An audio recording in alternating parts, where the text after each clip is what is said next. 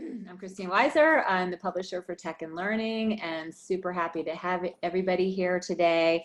Thank you to our sponsors, Catch On, Classcraft, FileWave, Global Teletherapy, GradeCam, and Stanford Programs. We've got some new partners this conference and a lot around SEL, which is really cool. So just quickly, I want to tell you how the hub works. If you haven't had a chance to go there, please go there. You can actually go and you can visit a sponsor booth. You just navigate to the sponsor section and you click on the booth there. They have live chat. You can book a meeting, just say hello. And then there's also, you can enter the passport to prizes. So for those who have joined us for live events in the past, you know, we love to do our big drawing at the end of the day. It's a little, not quite as exciting without the wine and cheese, but you know, we can BYO somehow. So you can just, there's a button there so you can enter, and you can enter more than one raffle as well. You can customize your personalized agenda at any time during the day. So if you wanted to switch sessions, no big deal. Just go to your hub and go to modify my sessions, and you can switch to another session if you'd like. You just have to uncheck your current session and check the other one. If you can't check it, it just means it's sold out. I do think all of our leadership lounges are sold out right now, but there are still some seats available elsewhere. And then so for this conversation, if you have questions while we're going through this, please add them to the chat here. We really want this to be interactive, and we really want to hear your stories. For those of you who have participated in our Tech and Learning Leadership Summits, these are supposed to emulate the small group conversations that we have, and you know, this room is filled with innovators, and so it's just really exciting to see everybody here and to share ideas with each other. So it is my great pleasure now to introduce Phil Hintz, who has the new title and Director of Student Services. Do I have that right?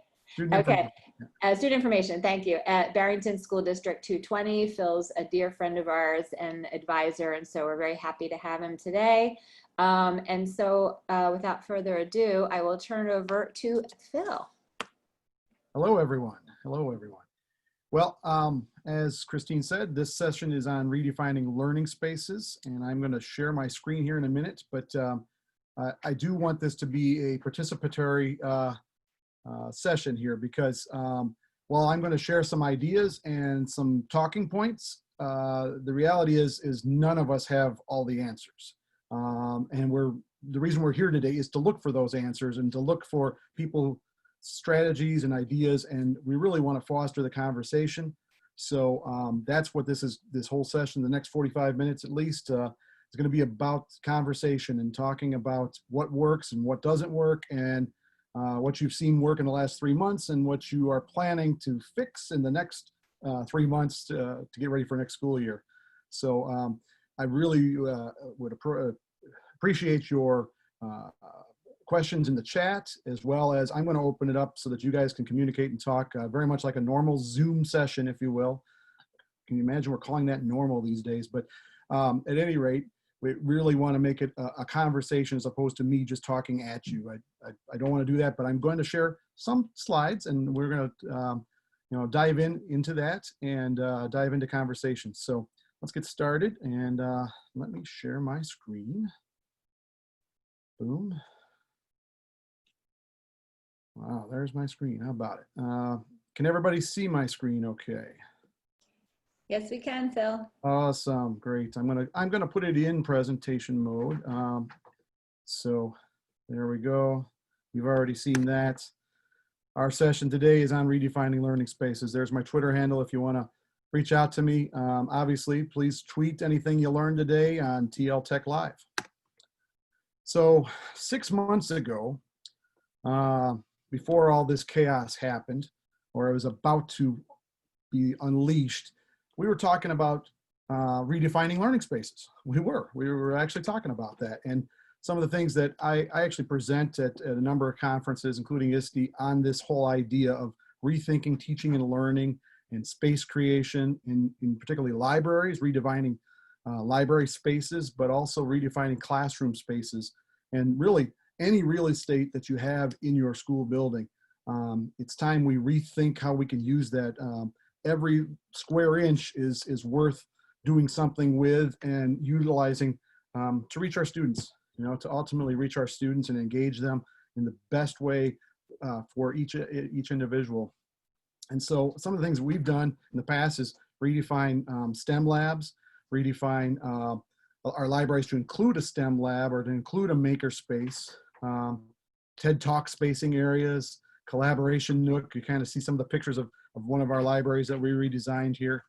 And a Genius Bar, adding that, having students help other students, having students help teachers in that Genius Bar, incorporating some breakout EDU opportunities and spaces for those opportunities. And so that's what we were talking about 6 months ago, a year ago, 2 years ago. Those are the type of things that we should be talking about. Yeah. And so 6 months ago, we were also, the way we went about redesigning those libraries is to use the design thinking process. And if you're not familiar with that, you should be. I have the graphic here of design, starting obviously with empathy for the people who are going to use those spaces.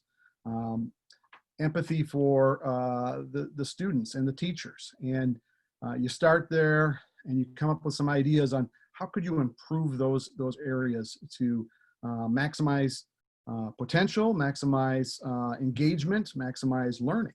So, that's where you start, and you create ideas and you define that idea, and then you set up with creating some prototypes, getting a lot of stakeholders involved, including students, obviously, while you're redesigning these areas. And then you try out a couple of those areas. Maybe you don't do the whole library, but you do a part of the library or someplace else. You try it out, you test it out, you find out what works, what doesn't work, and then you repeat the process. And so design thinking really helps in that, and I really preach on that a bunch, because I honestly believe that that's a great way of just thinking about things in a new light. And so David Kelly, the godfather of design thinking, is also the CEO of IDEO. I included a link here on this particular slide that actually takes you to a little YouTube video of 60 minutes interviewing David Kelly about why IDEO works. I mean, he actually was responsible for creating, a more effective mouse for Steve Jobs back in the day. And so you get to hear a little bit of where design thinking comes from and how it works. And I think another word that's not on this graphic here is collaboration. Because all of this should be done in collaboration with all of those stakeholders.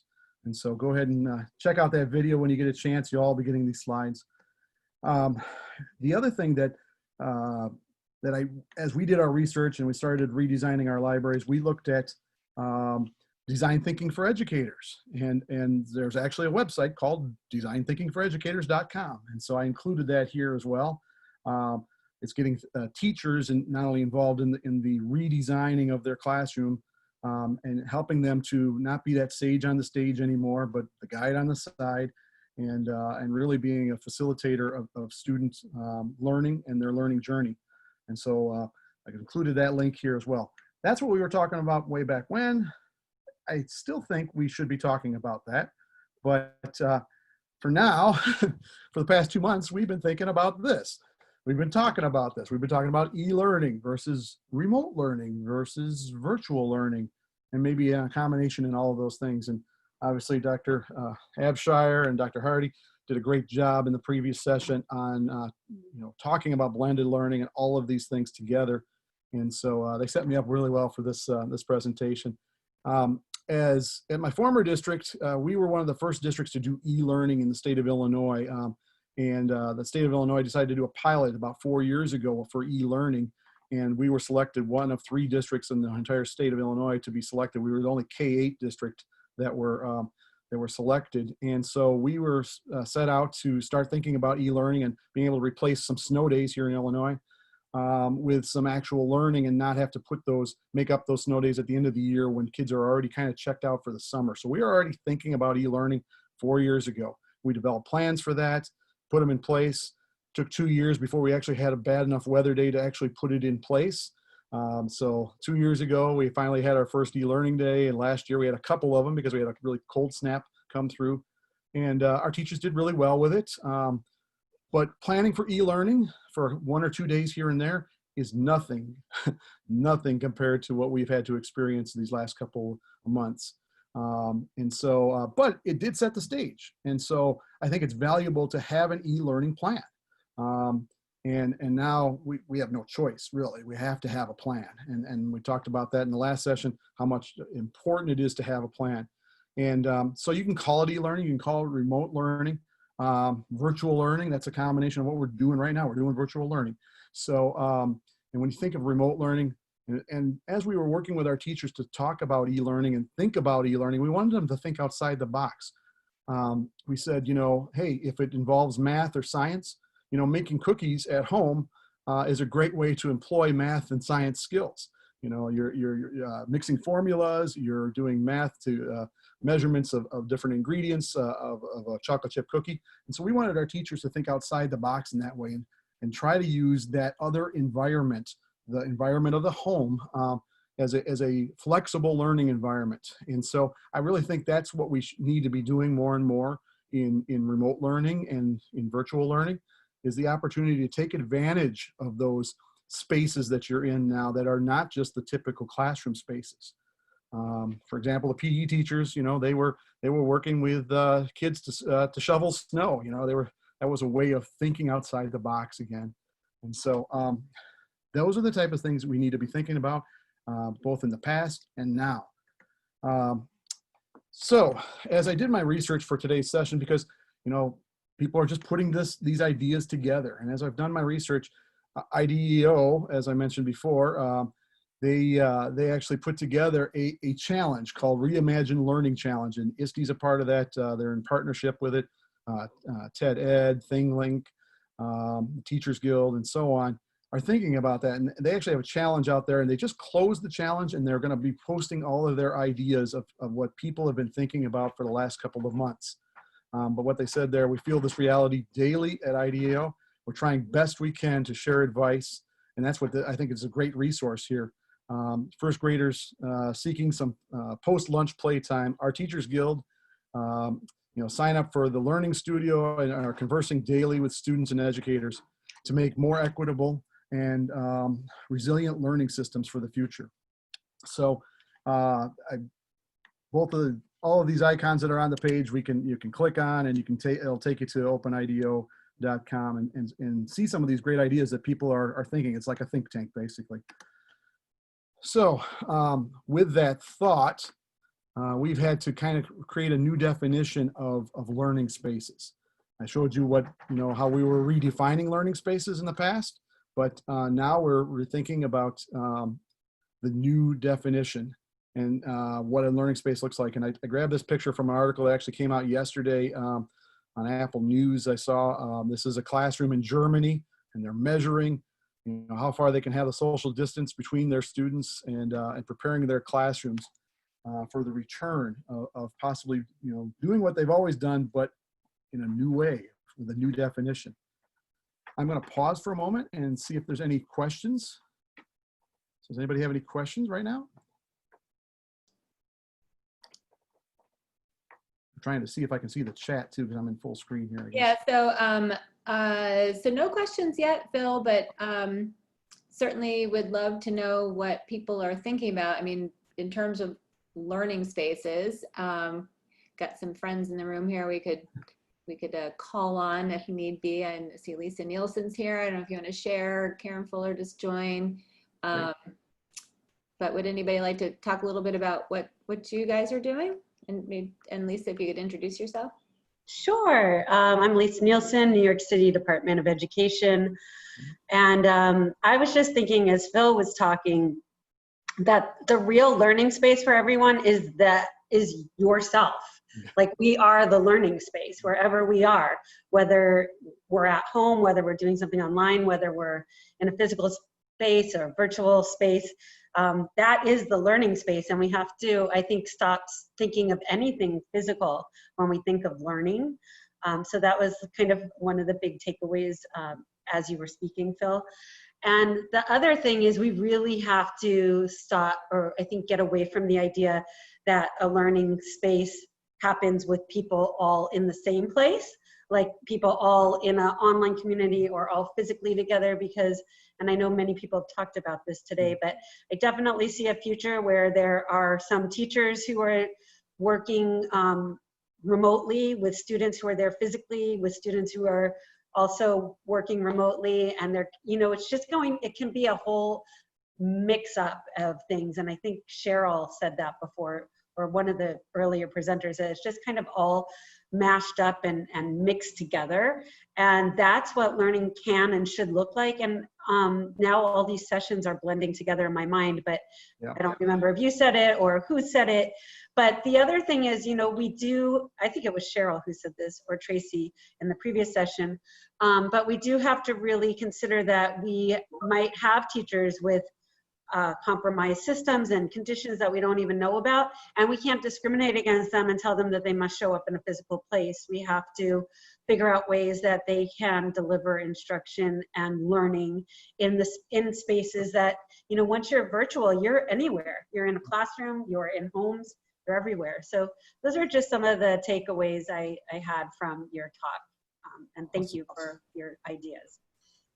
Awesome. Well, I'm going to throw out some radical things now. We talked about traditional spaces here a little bit, and how to redefine traditional spaces, but here's some radical ideas that are going around right now, and I want to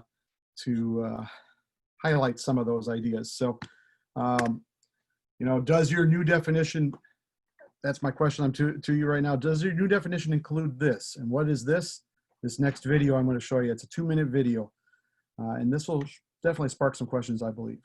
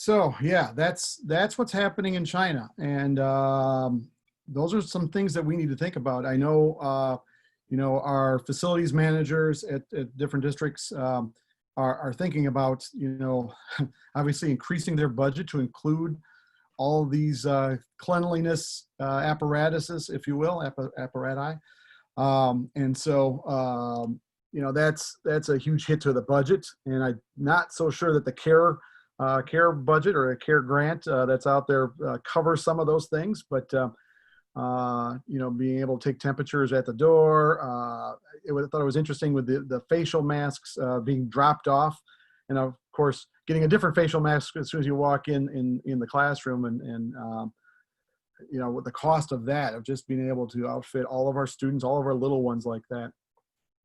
In my research, I came up with, there is an interesting article that— Phil, can I make a comment, Phil, real quick? Go ahead. It spurred a lot of conversation, that little video. Here's my question. Yeah. I think you can do that like in another country. I don't see our school boards, our parents allowing us to spray their children down with something.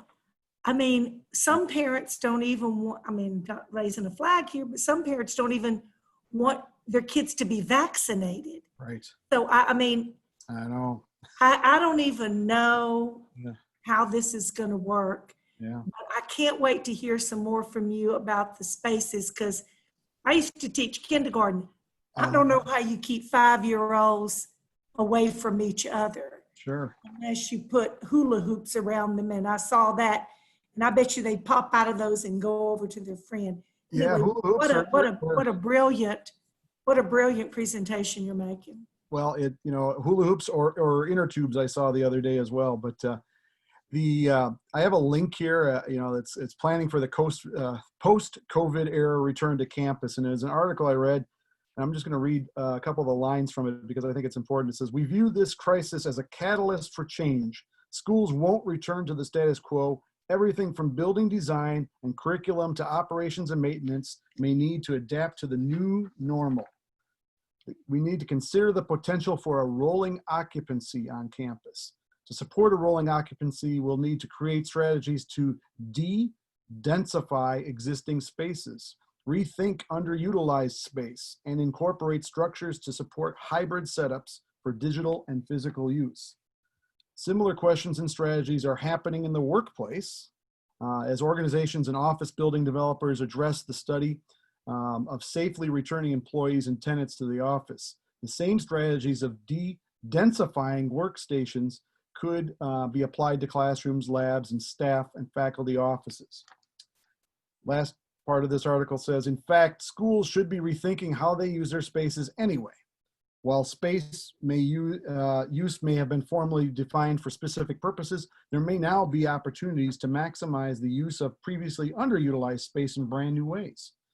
Existing underutilized space could be retooled to create supplemental learning and working environments for safe distancing or for being designated as quarantine areas. Some institutions, for example, are reappropriating dorms for quarantine that were previously not in use. And of course, that's for the college level, but I think a lot of those, that's exactly what we're talking about here today. And that's what we should be thinking about, is how to make that work.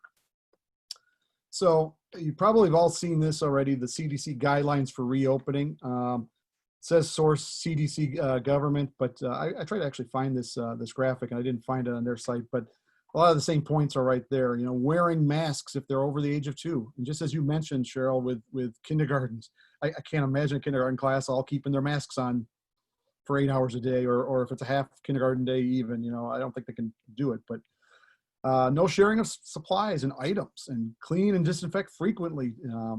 No field trips or assemblies, all the things that make school fun. We got to get rid of that, right?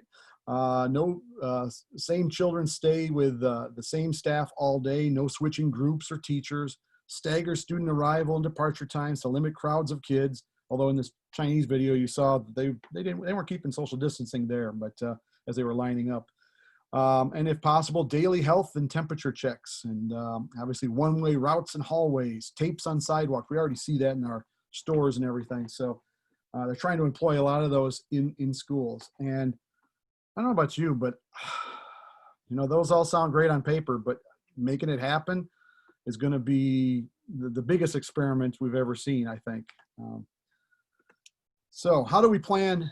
Some of the questions I thought about also is how do we plan for specials? I'm a former band director before getting in the tech world, and I was thinking of what band would look like. And I actually found a friend of mine on a band director's page for Facebook posted this is band rehearsal now. It's not in the big round circles and the flutes all sit together and the trumpets all sit together. They also posted this little meme, which I thought was pretty funny. New band accessories for the coronavirus era band room, including the spitty litter box there, or the plexiglass around each instrument. I just can't imagine being a band director in this environment anymore. But those are the things we have to think about. And actually, I read an article about in Germany that they have already tested that when you blow in a wind instrument, how much more, if you, let's say, had the coronavirus and you were spreading that, you know, here we are, we're putting on masks to prevent it to flow out into the air. But then when you blow in an instrument, like a trumpet, for example, or a big tuba, how much that, you know, how far does those germs go when you're blowing in those instruments?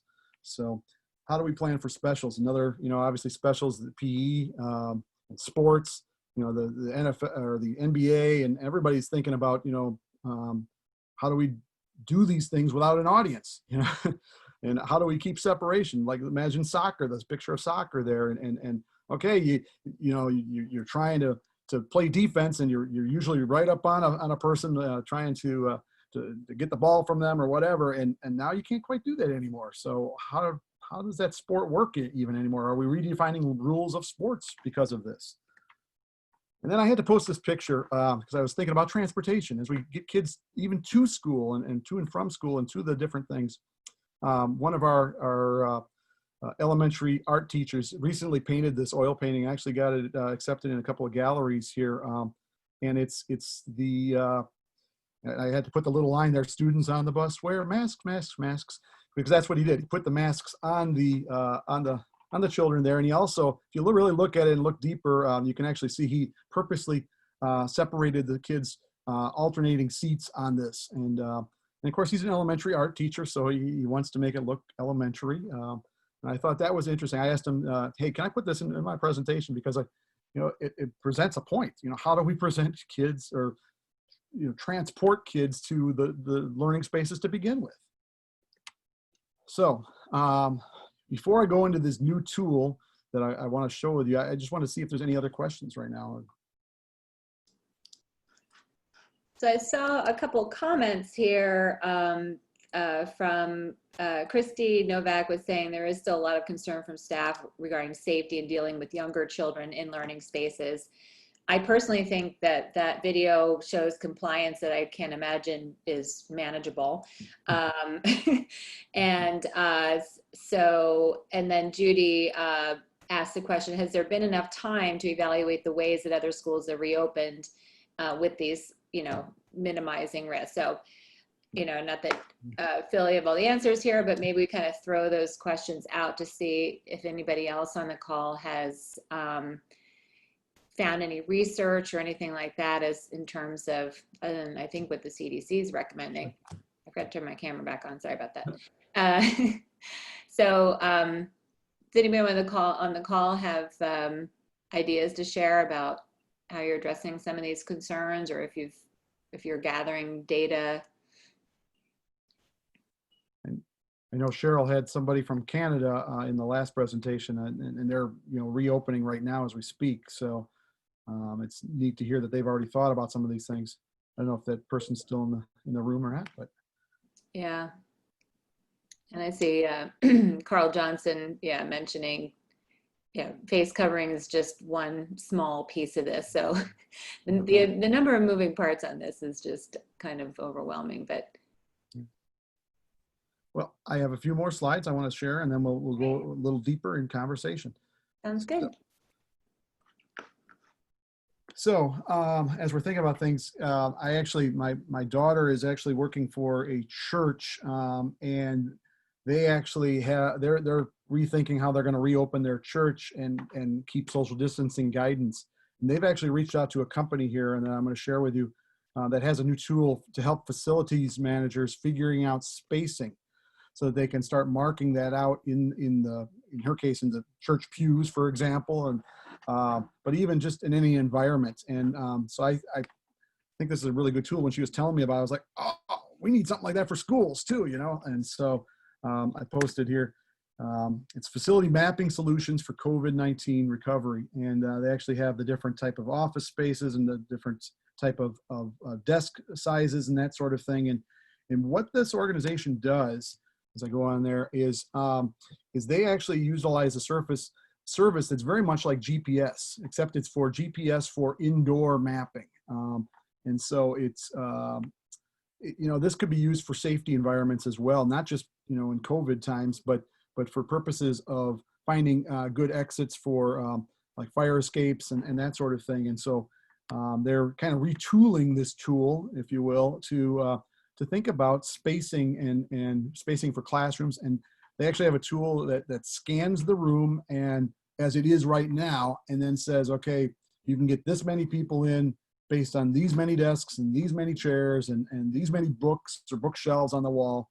And so it'll scan it in there, and then it'll show you what you have now and what you need to do to be compliant, if you will, with the 6 foot regulations between people. And so I thought it was a useful tool, and I included it here because you can reach out to these companies and see, particularly this company that's already thinking about that. And now's a great time to think that as we enter the summer months, at least here in Illinois and of course the United States. It's a good time to redesign those classrooms and do it in a smart way. They actually also use the same tool for working out efficiencies so that your collaboration areas are maximizing potential for collaboration. And so they actually think of space in that way as well. Obviously, we can adopt it to the COVID-19 era. And lastly, before I move on to this next slide, I would be remiss, being a tech guy, if I didn't start thinking about opportunities virtually that we could have. And so I'll include virtual reality. We've talked about augmented reality, mixed reality, virtual reality. And so my question to you is, can virtual reality play a role in redefining spaces? So yes, you might be all together, but you might be wearing a virtual reality mask and outfit in order to be able to take virtual field trips, things that maybe we can't do anymore, but we could do virtually. We can't do it anymore because of COVID-19 and the spread of germs, but virtually, in the virtual environment, that COVID-19 is not entering in the virtual environment. So maybe like going to the art museum, for example, we'd love to go see great art, but maybe that's not possible because of staying home, stay at home orders and that sort of thing. But through virtual reality, we can still attend those art exhibits. And so I thought it was not only neat and necessary to include this as part of the conversation. One of my favorite tools is the Oculus Quest. You can see the price right there. It's an all-in-one, and if you've never tried one of these, you have to try one. It's all by itself. There's no wires. You're not tethered to anything, and it's an amazing experience. And you can, if you've ever seen the movie Ready Player One, this is Ready Player One as we're getting to be. So it's a great tool. But imagine a classroom set of these, and obviously we're gonna have to sanitize them. So that's the other thing we got to think about. But and then also thinking about virtual reality apps and content. A good friend of mine, Jamie Donnelly, I post her stuff here only because not only is she a great friend, but she has a plethora of resources here on how to incorporate virtual reality and augmented reality into the learning space. And so I really think we need to talk about those possibilities, whether it's remote learning or in the classroom learning. I think if we can incorporate some of these things, we'll still allow our students to be engaged. I think in the last session, I heard somebody talking about the fact that, how are we going to keep students engaged if they're used to playing games all the time, and you as a teacher are used to lecturing during a Zoom session or something, and they're saying, forget the Zoom, I'm going down and playing with my video games. Well, why not bring those video games into the classroom a little bit and incorporate that and grab our attention back from our students for an educational purpose? So had to throw that in there. And questions and answers, conversation time. What do you all think about some of the ideas I proposed here.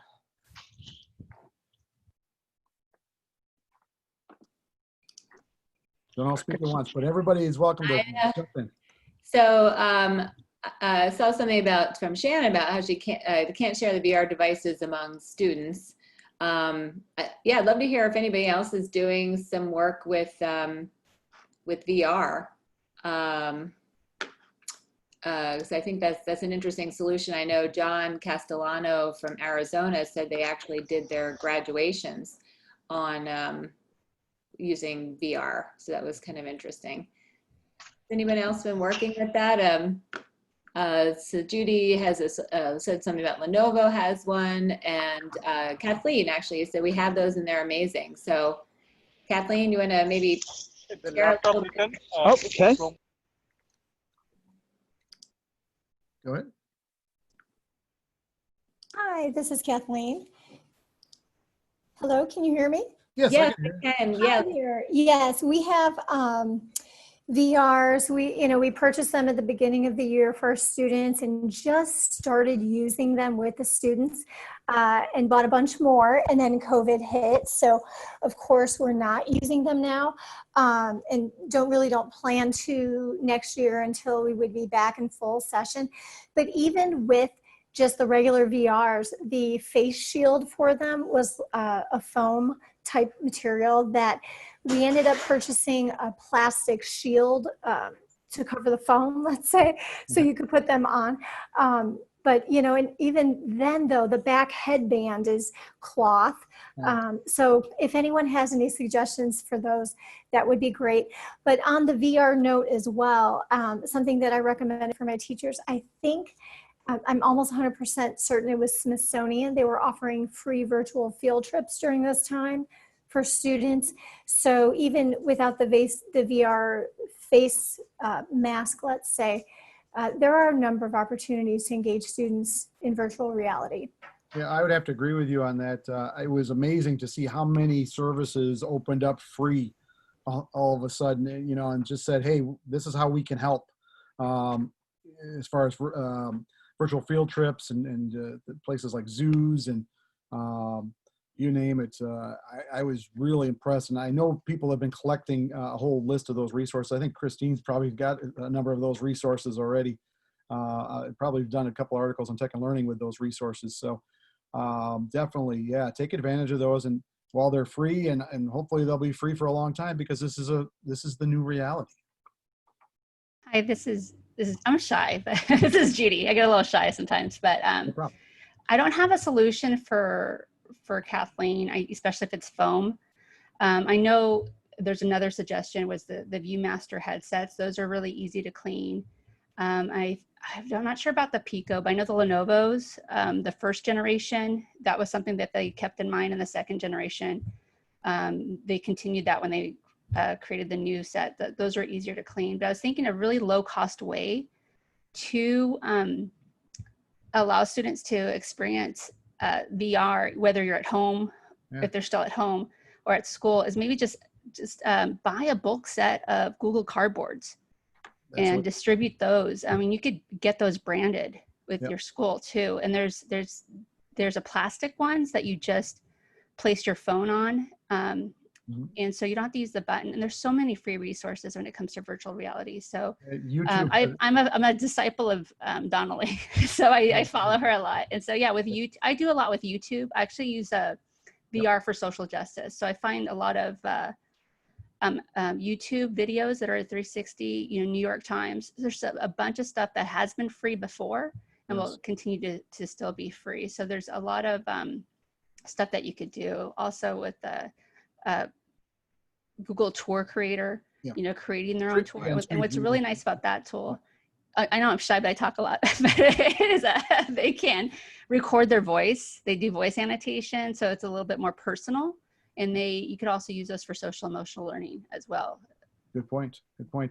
I would have to agree with you. I like that you put out there that, the Google Cardboard, that template has been out for a long time. That could be an art project in one of the virtual classes or whatever, or not virtual, but creating your cardboard that you can use. And I like the idea that you thought about utilizing the students' own device. Because I was thinking, you know, hey, let's go, you know, we've gone one-to-one with computers. Can we go one-to-one with these VR sets? That way you wouldn't have to wipe them down, except for maybe at the end of the school year or something like that. But hey, if we can use the students' own devices that they already have, and I know that all students don't have that, and I'm totally on board with trying to get that fixed as far as connectivity and you know, universal connectivity, if you will. But I know we are all trying to outfit and become one-to-one districts as soon as possible.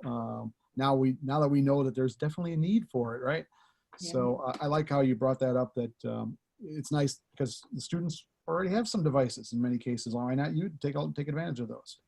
Yeah, I see Brian Seymour sharing some ideas Yeah, too. You know, thank Brian, you, if you'd like to, thanks for the links in here. Would you be okay sharing a little bit about what you're doing? Yeah, Brian. sure. Hey, Phil. Brian. Yeah, so we've been using virtual reality now for probably 4 or 5 years. We have a set in each one of our buildings that can be checked out and rolled down to the classrooms and things like that. We haven't got to the point yet where we're using it at home, but we do have the ViewMaster goggles, which I would recommend for the sanity reason of them. You know, they're all plastic, they're all rubber. We have alcohol wipes, Clorox wipes inside the box, and they can just be wiped down really, really easy with that. So the other thing that I would recommend that I put in there was that Google Expeditions, you can now use that on Chromebooks. So it's not necessarily the virtual reality holding up the goggles, but you still have the ability to do the 360-degree pictures, and they can still be run by the teacher and things like that, even in a remote setting. So that might be a better option than worrying about, you know, doing something with headsets and figuring out if devices work and all that kind of stuff. I love that. That's great. Thank you for sharing that, Brian.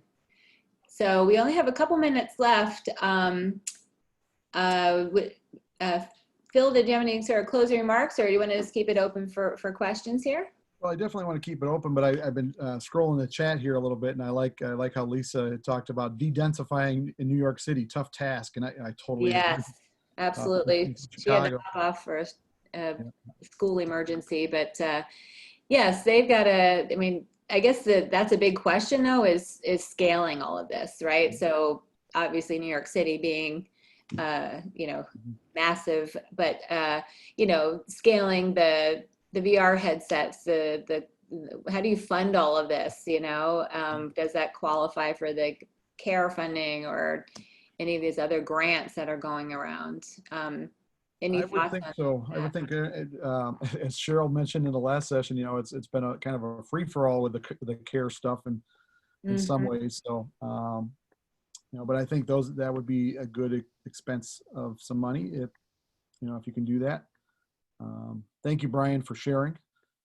And so these are the things I've been thinking about and talking with facilities managers, you know, across the country. And then, as I mentioned in Cheryl's last session is, you know, as you're thinking about redefining these spaces, it can't be top down. And as Stacy mentioned, you know, let's flip our organization charts upside down and let's get our teachers involved in redefining these learning spaces. They know what works, they know what doesn't.